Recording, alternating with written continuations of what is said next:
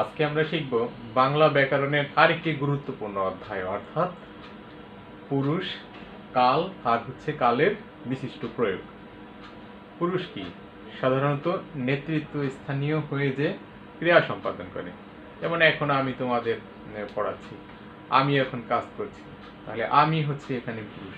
আবার তুমি যখন কাজ করবে তখন তুমি পুরুষ। আবার যখন অন্য কেউ কাজ করবে তখন অন্য কেউ সেই নেতৃত্ব স্থানীয় হয়ে কার্যটি সম্পাদন করবে। সুতরাং পুরুষ যে নেতৃত্ব স্থানীয় হয়ে ক্রিয়া সম্পাদন করে তাকে পুরুষ বলা যায়। এখন পুরুষ প্রধানত তিন প্রকার: উত্তম পুরুষ, মধ্যম পুরুষ আর নাম পুরুষ। পুরুষকে তিন ভাগে বিভক্ত করা হয়: উত্তম, মধ্যম আর নাম। উত্তম পুরুষ আমি, আমরা, আর মধ্যম পুরুষ তুমি, তোমরা, আর নাম পুরুষ সে বা তাহারা। এই পুরুষের তিনটি শ্রেণী বিভাগ। এখন আমাদের ক্রিয়ার কাল আলোচনা করতে হলে ক্রিয়াপদ সম্পর্কে একটু ধারণা রাখতে হবে। অতএব আমরা একটু স্মরণ করি ক্রিয়াপদ কি। সাধারণত যে পদ বাক্যে ক্রিয়া সম্পাদন করে তাকে বলা হয় ক্রিয়াপদ। যেমন করা, যাওয়া, খাওয়া, ধোয়া, দেওয়া, নেয়া। তোমরা জানো যে ক্রিয়াপদ কি। এই অধ্যায় বা এই বিষয় সম্পর্কে পূর্বে আলোচনা করা হয়েছিল। এখন আমরা ক্রিয়াপদ কিভাবে গঠিত হয় আর একটু স্মরণ করে নিই। ক্রিয়াপদ সাধারণত আমরা জানি যে ধাতুর সাথে কাল বা পুরুষবাচক বিভক্তি যুক্ত হয়ে ক্রিয়াপদ গঠিত হয়। ধাতুর সাথে কাল বা পুরুষবাচক বিভক্তি যুক্ত হয়ে ক্রিয়াপদ গঠিত হয়। যেমন কর, কর ধাতুর সাথে আ যুক্ত হয়ে হয়েছে করা। ধর ধাতুর সাথে আ যুক্ত হয়ে হয়েছে ধরা।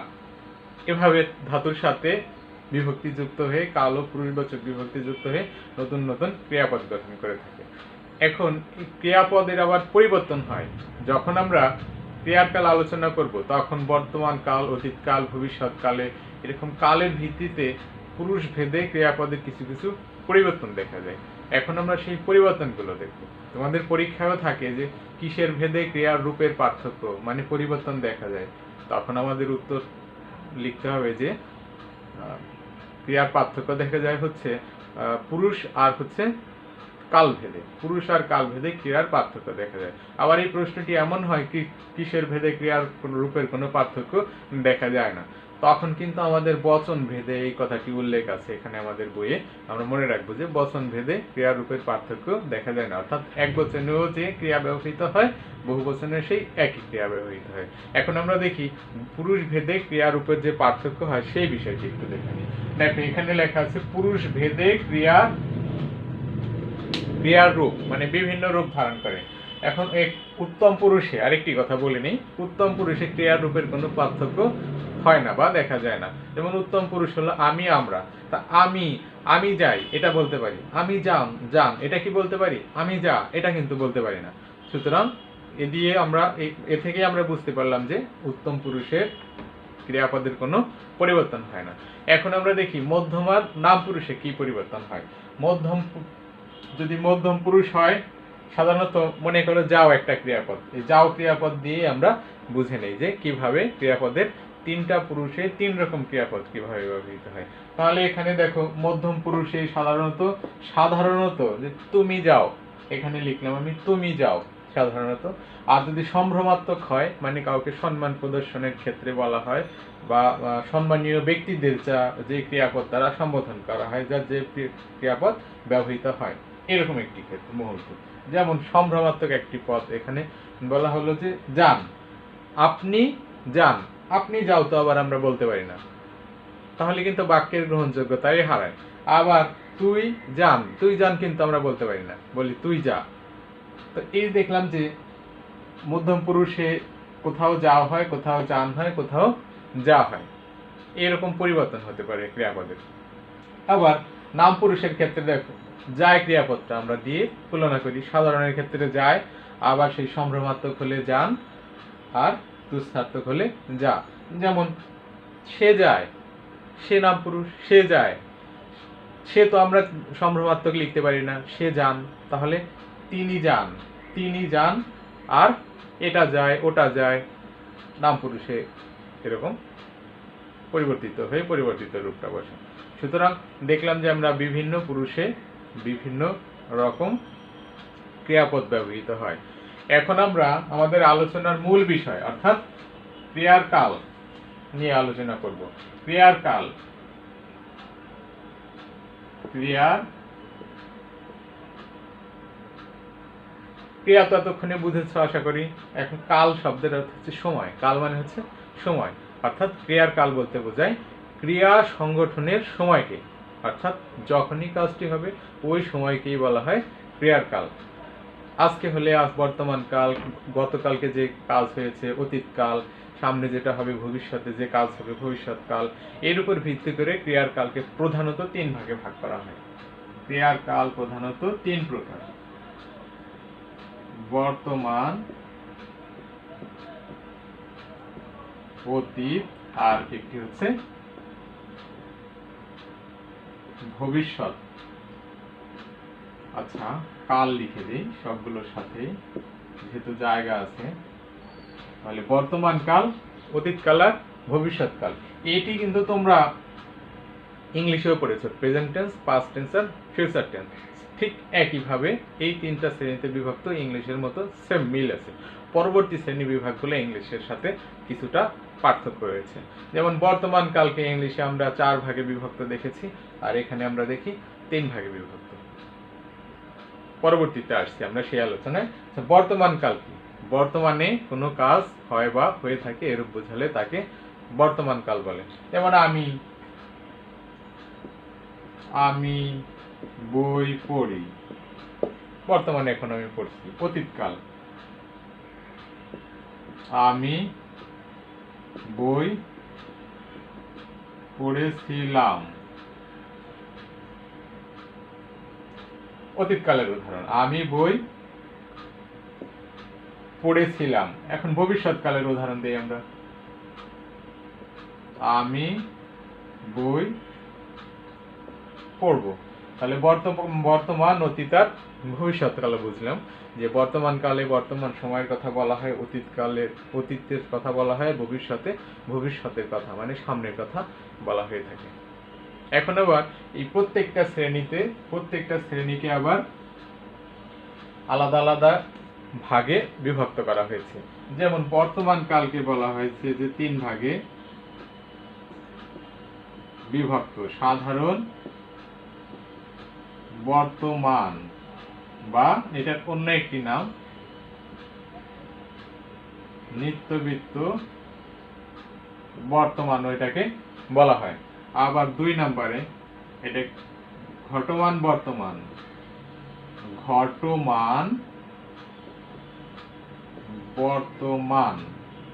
3 নম্বরে আছে পুরাঘটিত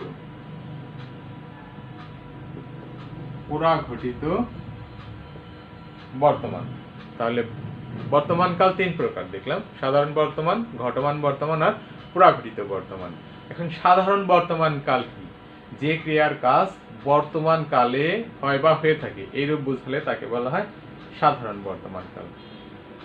আর আরেকটি বিষয় এখানে উল্লেখ আছে যে নিত্যবৃত্ত বর্তমান কাল কি? নিত্যবৃত্ত বর্তমান হচ্ছে কাছাকাছি, সেম একই রকম। স্বাভাবিক অভ্যস্ততা যদি অভ্যস্ততা বোঝায় বা স্বাভাবিক সত্য প্রকাশ করা হয় তখন তাকে বলা হয় নিত্যবৃত্ত বর্তমান কাল। আবার বলছি, স্বাভাবিক অভ্যস্ততা, কোনো কাজে আমি অভ্যস্ত করে আসছি অভ্যাসে পরিণত হয়ে গেছে, এরকম অভ্যাসের কোনো কাজকে হলো কাজ।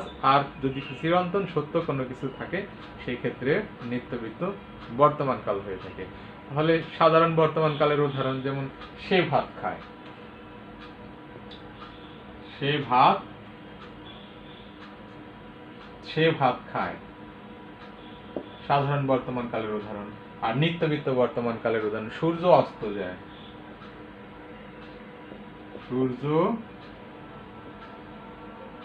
অস্ত যায়, এই হচ্ছে নিত্যবৃত্ত বর্তমান কালের উদাহরণ।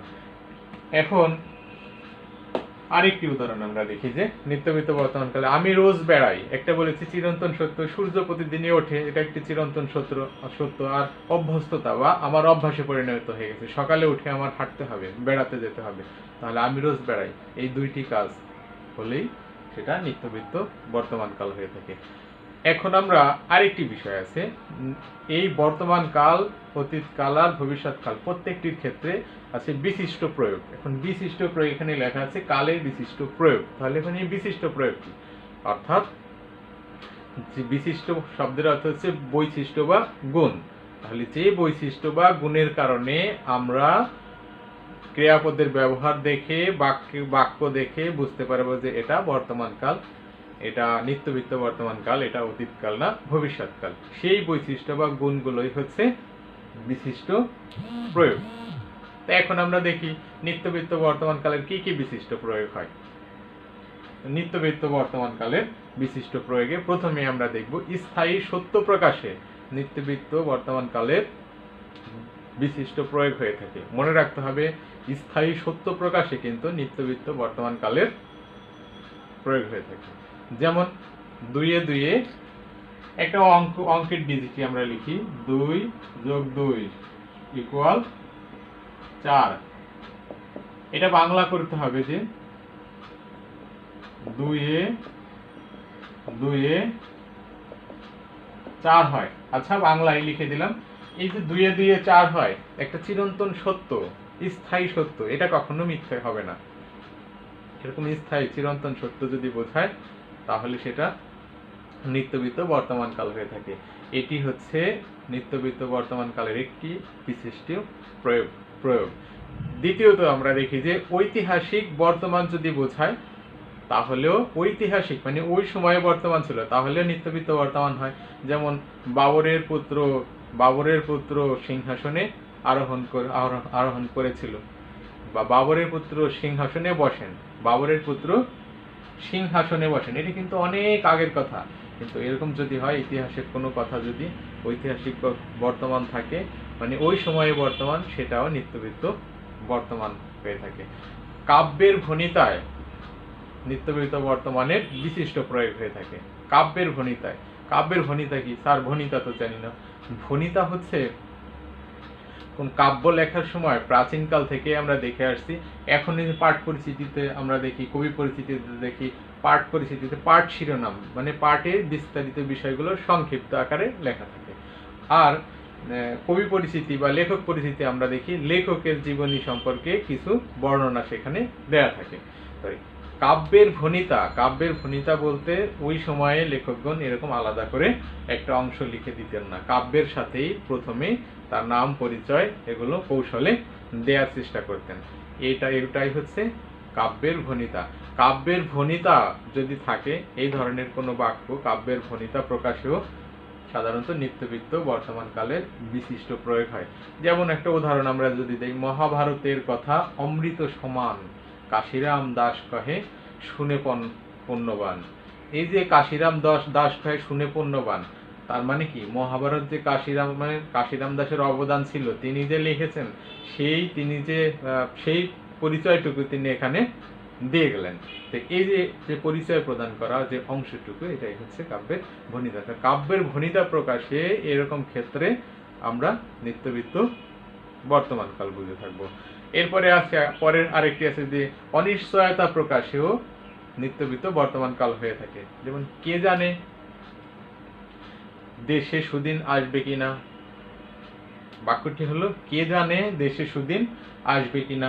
আমি তোমাদের বই রিলেটেড বাক্যগুলো বইয়ের সাথে সম্পৃক্ততা রেখে আলোচনা করছি যেন তোমরা বইটা খুলে সবগুলো বাক্যের সাথে আবার মিলিয়ে নিতে পারো, সবগুলো লাইনের সাথে মিলিয়ে নিতে পারো, ধারাবাহিকভাবে মিলিয়ে নিতে পারো। এই জন্য আমি প্রথম থেকে ধারাবাহিকতা ঠিক রেখে আস্তে আস্তে করে সামনের দিকে আগাচ্ছি, যে যারা না শুনছো, যারা আমার এই লেকচার না দেখছো, তারাও পরবর্তীতে যেন ওই বিষয়টি বই খোলা রাখলে সামনে দেখবা যে ধারাবাহিক প্রত্যেকটা লাইন প্রত্যেকটা ধরে ধরে পরবর্তীতে আমি আলোচনা করে যাচ্ছি। তো এখন আমরা পরে দেখলাম যে অনিশ্চয়তা প্রকাশেও নিত্যবৃত্ত বর্তমানকাল হয়ে থাকে। এটি একটি নিত্যবৃত্ত বর্তমানকালের বিশিষ্ট প্রয়োগ। যেমন কে জানে দেশে সুদিন আসবে কিনা, দেশের অবস্থা এখন ভালো না, অনিশ্চয়তার জানে কে যে আবার ভালো সেই অবস্থা আসবে কিনা। এখন বর্তমান সময় সারা বিশ্বব্যাপী যে করোনা মহামারী, মানুষের মধ্যে একটা চিন্তা, একটা টেনশন চলে আসছে যে কি হবে। তাহলে এই যে অবস্থা, এরকম একটা অবস্থার মধ্যে যে অনিশ্চয়তা, আমরা বলতে পারি যে আবার এই অবস্থা থেকে আমরা মুক্তি পাবো কিনা। এরপরে যদি, যখন, যেন, এই শব্দগুলো যদি থাকে, এই শব্দগুলো থাকলে যদি অতীতকালও হয় আর যদি ভবিষ্যৎকাল হয় তাহলে সেটি নিত্যবৃত্ত বর্তমানকাল হয়ে থাকে। যেমন বিপদ যদি আসে, যদি বিপদ আসে, দুঃখ, এই যে লিখেছি যদি বিপদ আসে তাহলে কি দুঃখ আসবে। এটা কিন্তু মনে হচ্ছে যে দেখে প্রত্যক্ষভাবে এটা মনে হচ্ছে যে ভবিষ্যৎকাল, কিন্তু না, এটা নিত্যবৃত্ত বর্তমানকালের। এগুলোই ছিল নিত্যবৃত্ত বর্তমানকালের বিশিষ্ট প্রয়োগ। এরপরে আমরা দেখব যে বর্তমান, সাধারণ বর্তমানকালের কি কি বিশিষ্ট প্রয়োগ হয়। যেমন অনুমতি প্রদানের ক্ষেত্রে সাধারণ বর্তমানকালের বিশিষ্ট প্রয়োগ হয়ে থাকে। যেমন এখন তবে, যদি একটি বাক্য বলি এখন তবে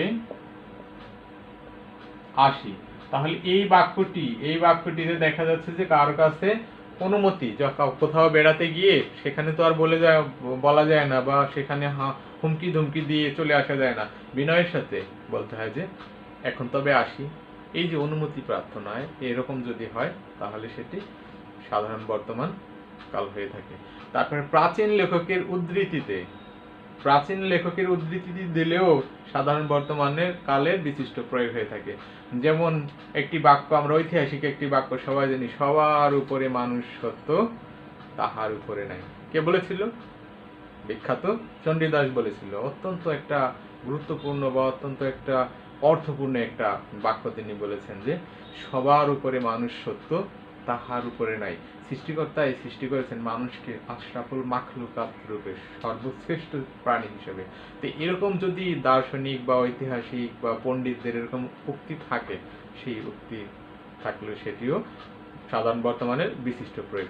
এরপরে পরের নিয়মটা আমরা দেখি, না, নেই বা নেই যোগে যদি অতীতকালের ক্রিয়া বোঝায় তাহলে সেটি কি সাধারণ বর্তমানকালের বিশিষ্ট প্রয়োগ। যেমন তিনি গতকাল হাটে যাননি, এটা তো স্বাভাবিকভাবেই মনে হয় যে অতীতকালের উদাহরণ, কিন্তু না, তিনি গতকাল হাটে যাননি, এই যে নি আছে, নি যুক্ত আছে যান ক্রিয়াপদের সাথে, অর্থাৎ অতীতকালের হলেও যদি এই শব্দগুলো ক্রিয়াপদের সাথে না, নেই, নি অব্যয়যুক্ত থাকে তাহলে সেগুলো কি হবে সাধারণ বর্তমানের বিশিষ্ট প্রয়োগ। এরপরে আছে বর্ণিত বিষয় বা আমার যেটা দৃষ্টিগোচর হচ্ছে, আমি যেটা দেখেছি, প্রত্যক্ষভূত বিষয়টি যদি প্রমাণ অর্থে ব্যবহৃত হয় তাহলেও সাধারণ বর্তমান কালের বিশিষ্ট প্রয়োগ হয়ে থাকে। এক্ষেত্রে একটি উদাহরণ দিই আমি, যেমন আমি দেখেছি শিশুটি কান্না করে, রোজ কান্না করে। আমি দেখেছি শিশুটি রোজ কান্না করে, আমি বলেছি যে প্রত্যক্ষ প্রমাণ, আমি চোখ দিয়ে যেটা দেখেছি, আমি কান দিয়ে যেটা শুনেছি, সেটাই হলো কি প্রত্যক্ষ প্রমাণ। আরেকটি উদাহরণ আমি বলতে পারি, আমি মুক্তিযুদ্ধ দেখিনি, আমি তো মুক্তিযুদ্ধ দেখিনি, এটা তো একটা প্রত্যক্ষ প্রমাণ, কারণ তখন তো আমি জন্ম হয়নি। অথবা আর কেউ একজন বলে আমি মুক্তিযুদ্ধ দেখেছি, তো নিশ্চয়ই তিনি ছিলেন তখন, তিনি মুক্তিযুদ্ধ দেখেছেন। এই যে এরকম প্রত্যক্ষ সাক্ষী বা প্রত্যক্ষভূত কোনো কিছু যদি হয় তাহলেও সাধারণ বর্তমানের বিশিষ্ট প্রয়োগ হয়ে থাকে। এরপরে আমরা আলোচনা করব ঘটমান বর্তমান কাল নিয়ে। ঘটমান বর্তমান কাল কি? যে কাজ শেষ হয়নি, এখনো চলছে বা হচ্ছে, এরূপ বোঝালে তার কালকে বলা হয় ঘটমান বর্তমান কাল। অর্থাৎ আবার বলছি সংজ্ঞাটি, যে কাজ এখনো শেষ হয়নি, এখনো চলছে, এইরূপ বোঝালে তার কালকে বলা হয় ঘটমান বর্তমান কাল। এখন ঘটমান বর্তমান কালের আবার দুইটি বিশিষ্ট প্রয়োগ রয়েছে। ঘটমান বর্তমান কালের আবার দুইটি বিশিষ্ট প্রয়োগ, যে বিশিষ্ট গুণ বা বৈশিষ্ট্য দেখে আমরা মনে করব বা বুঝতে পারবো যে এটা ঘটমান বর্তমান কালের উদাহরণ। যেমন বক্তার উদ্ধৃতিতে ঘটমান বর্তমান কাল হয়ে থাকে। যেমন বক্তার উদ্ধৃতিতে বলেছি, তাহলে বক্তা বললেন দেশ আজ অরাজকতায় পরিপূর্ণ, দেশে কোনো শান্তি নাই, দেশে মহামারী খুন খারাপি বেড়েই চলেছে। এই যে বক্তার উদ্ধৃতি, যদি বক্তার এরকম উদ্ধৃতি থাকে সেক্ষেত্রে সেটি হবে ঘটমান বর্তমানকাল। ভবিষ্যতের সম্ভাবনা অর্থে মানে ভবিষ্যতে হতে পারে এরকম কোনো কিছু হলে তাহলে সেটি হবে ঘটমান বর্তমানকালের বিশিষ্ট প্রয়োগ। যেমন চিন্তা করো না, প্রেমিক প্রেমিকাকে বলছে চিন্তা করো না, চিন্তা করো না, আমি তো আছি। প্রেমিক প্রেমিকাকে বলছে সেম কথাটি সন্তান মাকে বলছে চিন্তা করো না মা, আমি তো আছি, বেঁচে থাকলে একদিন সব হবে। এই যে ভবিষ্যৎ সম্ভাবনা, বেঁচে থাকলে, এটা তো সামনের কথা, ভবিষ্যতের কথা, তাহলে বেঁচে থাকলে সব হবে এরকম কোনো বাক্য যদি থাকে, ক্রিয়াপদের ব্যবহার থাকে, সেই ক্রিয়াপদও সাধারণত ঘটমান বর্তমানকালের বিশিষ্ট প্রয়োগ হয়ে থাকে। পরবর্তীতে আমরা দেখব আরেকটি বিষয় আছে, সেটি হচ্ছে পুরাঘটিত, সর্বশেষ যে শ্রেণী বিভাগ পুরাঘটিত বর্তমান। এখন পুরাঘটিত বর্তমান কি? পূর্বে যেটা ঘটছে, পূর্ব ঘটছে কিন্তু শেষ হয়েছে, তার ফল এখনো পায়নি। তার মানে কি দাঁড়ালো? আমি অঙ্ক করছি, স্যারকে দেখাইছি, স্যার এখন সেটা কি হয়েছে না হয় নাই সেই বিষয়টি এখনো স্যার রেজাল্ট দেয়নি। এরকম কাজ যদি হয় সেটি হচ্ছে কি পুরাঘটিত বর্তমান। তাহলে কাকে বলে পুরাঘটিত বর্তমান? যে ক্রিয়া পূর্বে শেষ হয়েছে তার ফল এখনো বিদ্যমান আছে, তাকে বলা হয় পুরাঘটিত বর্তমান। আমি আবার বলছি, মনে রাখতে হবে কিন্তু, যে ক্রিয়া পূর্বে শেষ হয়েছে কিন্তু তার ফল এখনো বিদ্যমান আছে তাকে বলা হয় পুরাঘটিত বর্তমানকাল। উদাহরণ, যেমন আমি এবার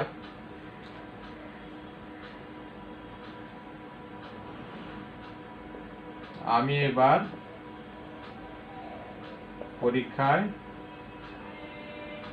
উত্তীর্ণ হয়েছি। আমি এবার পরীক্ষায় উত্তীর্ণ হয়েছি, পুরাঘটিত বর্তমানকালের উদাহরণ।